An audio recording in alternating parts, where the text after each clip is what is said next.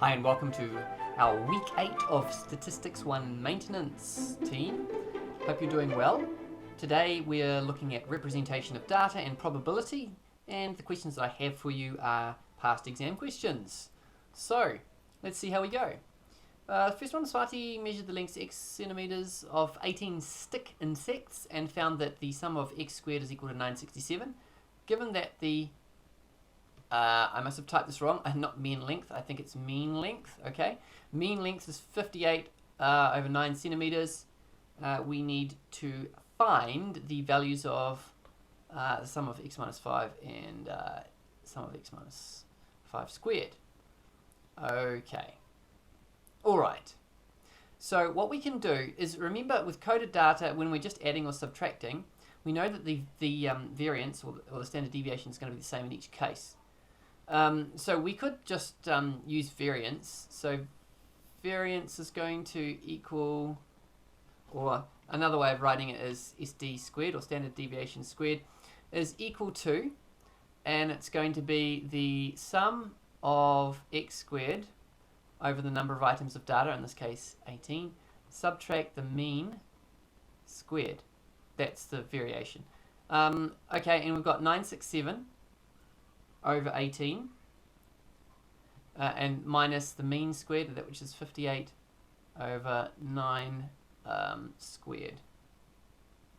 And this variance, well, what does this give us? I don't know, I better chuck it into the old calculator. 967 over 18, subtract, what have we got here? 58 over 9 all squared. So this is giving me 1975 1975 over 162, so that's the variance. Now that should be the same for the coded data. Now let's look at the coded data. So the coded data is going to be this.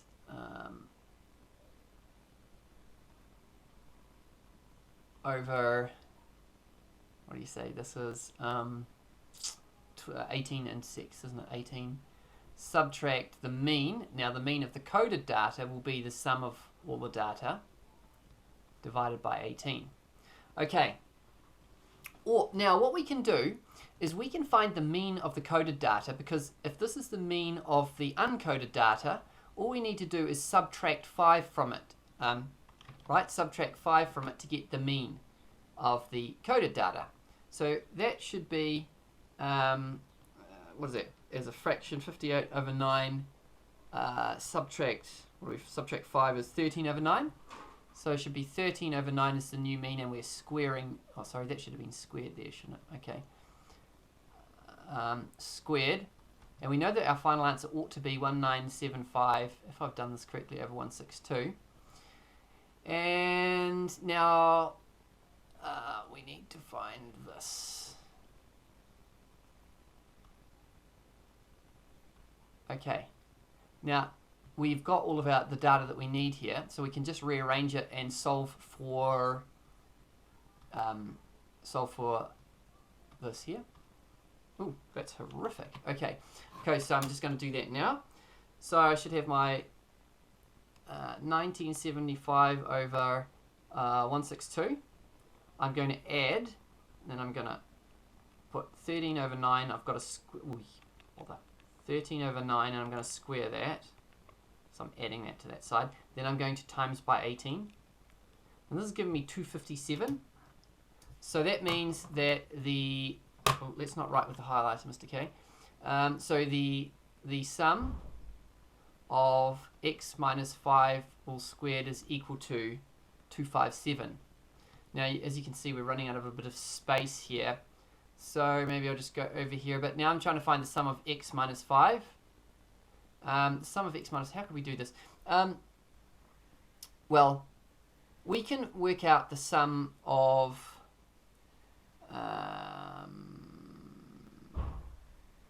okay, yeah, because we've already worked out the mean, haven't we? Okay, we worked out that this is the mean here. So the mean is equal to the sum of x minus 5 over 18, and that should be equal to that mean. And then I just rearrange that.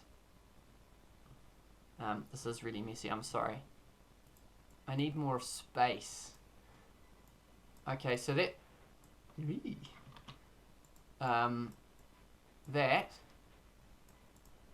therefore I can just rearrange this, can't I? Therefore the sum of x minus 5 is equal to 13 over 9 multiplied by that 18, and that should be 26. Okay, so there we go. That is a coded data question. These can be a bit tricky, but once you get your head into the zone with these, they're not so bad after all. Okay, so the next question that we're looking at is a, what are we doing, stem and leaf? No, not stem and leaf, a box and whisker. And we've got a whole lot of data here, and beautiful. It's set up in order for us. And there are 51 houses, apparently. Okay, so each line therefore has 17, and we're trying to find, we want to find the median, so we'll do median in this color. So half of 51 is 25.5, so we're looking for the 26th item of data. Now 17 takes us to the end of the first row, and then we go 18, 19, 20, 21, 22, 23, 24, 25, and I think this is our 26th value. Yep, and that's in the middle, isn't it? Okay. Now we're going to do UQ for our upper quartile. Now, that means that there's 25 in the top and 25 in the bottom, not counting that middle one, so we're just going to ignore that for now. Half of 25 is 12.5, so we're looking for the 13th item. So we're going to start here at the 572, and then we're going to go 13 up. 1, 2, 3, 4, 5, 6, 7, 8, 9, 10, 11, 12, 13. So this is our upper quartile. And then for the lower quartile, we're going to use, no, we're not, why don't we try a different color, shall we? Yeah. Lower quartile. We want the 13th number as well. So 1, 2, 3, 4, 5, 6, 7, 8, 9, 10, 11, 12, 13. I think this is our lower quartile here. And then we've got our highest piece of data and lowest piece of data. So I'm thinking we can go 200, 300, 400, 500, 600, 700, 800, 900, 1000, etc. Now our smallest value is 253. Now obviously you can't be too accurate, but that's about there, given that each of these is worth 20. Each of the little squares is worth 20. And then our lower quartile is 520, so we've got a lower quartile here, so I'm just going to draw my line for my lower quartile, which, oh my giddy aunt. Okay, something like that, right? Roughly. We can join our lowest value up to that. And then we've got a median at 554. So 520, 554 is approximately here. So it's, you can see that middle 25% of data is quite close together. And then our upper quartile is 690. So that's sort of here really. So we have a line going from here up to there. Okay. Obviously you will be using rulers. And then our upper, the top value is 986. So that again is sort of like roughly about there. Okay. Okay, so there's our data. Now, an expensive house is, I should have a scale at the bottom, shouldn't I? And I haven't left enough room. House prices in 1000s of dollars. Okay. Now, an expensive house is priced 1.5 times more than the interquartile range. Okay, so let's use our IQR and find what that is. So IQR is 690, take away 520, and that gives us 170. And 170 times, what are we doing? It times 1.5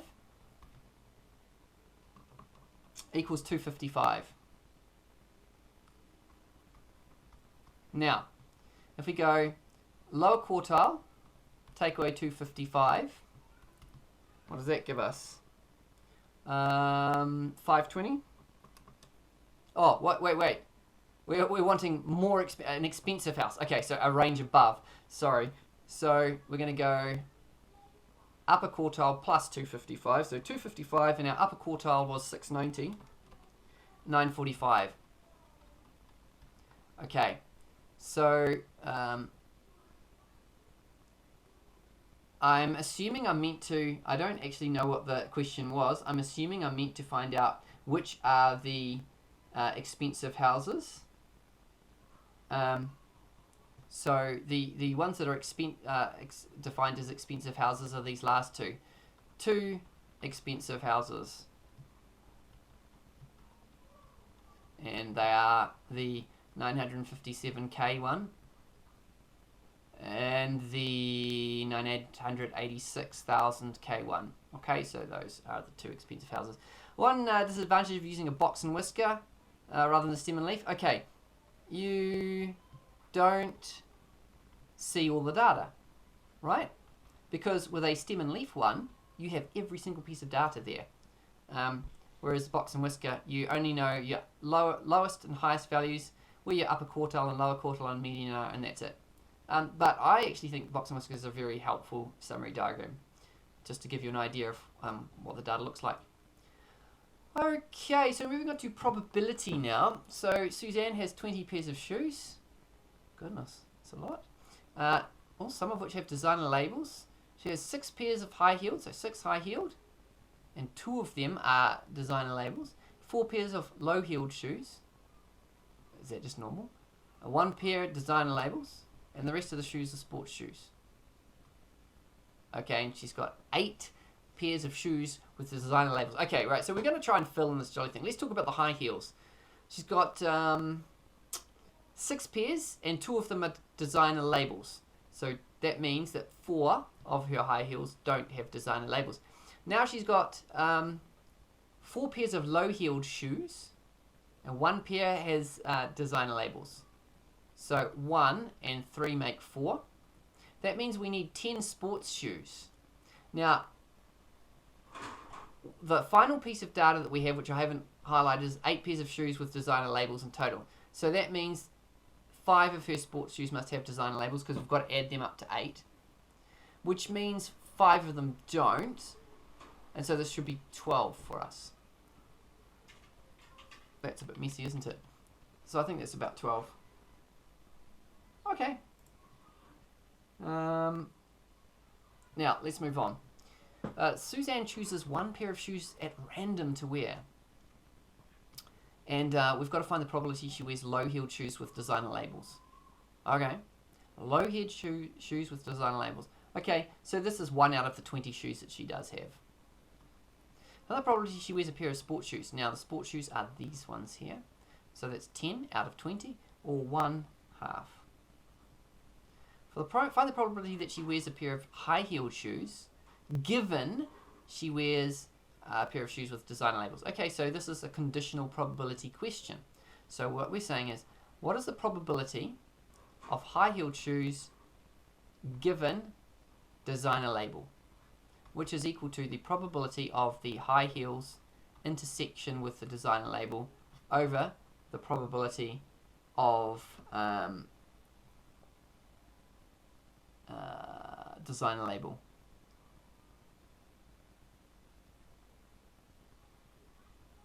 Now, high heels and designer label is this, 2 out of 20. So 2 out of 20. And then we're going to divide that by the probability of designer label. Now, total of designer labels, 8 out of 10. Now we can cancel those out, so we get 2 out of 8, or 1/4 should be our answer here. Now, the final one I'm going to do with you here is letter D. Okay, so we've got to state with a reason whether the events Suzanne wears a pair of shoes with designer labels and Suzanne wears a pair of sports shoes are independent. Now, there is some information in your textbook about how you determine whether things are independent or not. So I'm going to assume you've had a little read of that. I don't know, because I'm recording this ahead of time, whether we've already done it in class by the time you do this. But here it basically is. If it's true that they're independent, then the probability of Suzanne wearing sports shoes given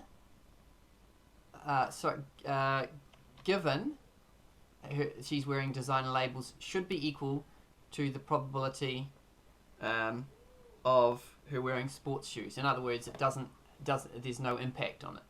So what we would then do is, all right, well, probability of S given D is equal to the probability of S and D, or S intersection D, over the probability of D is equal to the probability of S. Okay?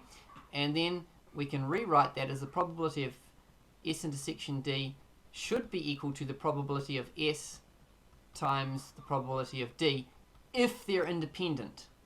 Now let's have a look. What's S and D? Sports shoes and designer labels is 5 out of 20. Or what's that, 1/4? Let's write 1/4, that's nicer. 1/4 equals, now probability of S, sports shoes in general, is 1/2, right? 10 out of 20. Times the probability of designer labels, well, that's this 8 here, isn't it? So 8 out of 20, or 4 out of 10, or 2/5. Now the thing is, they are not equal. That's 2/10. 2/10 is not equal to 1/4, and therefore I could write at this point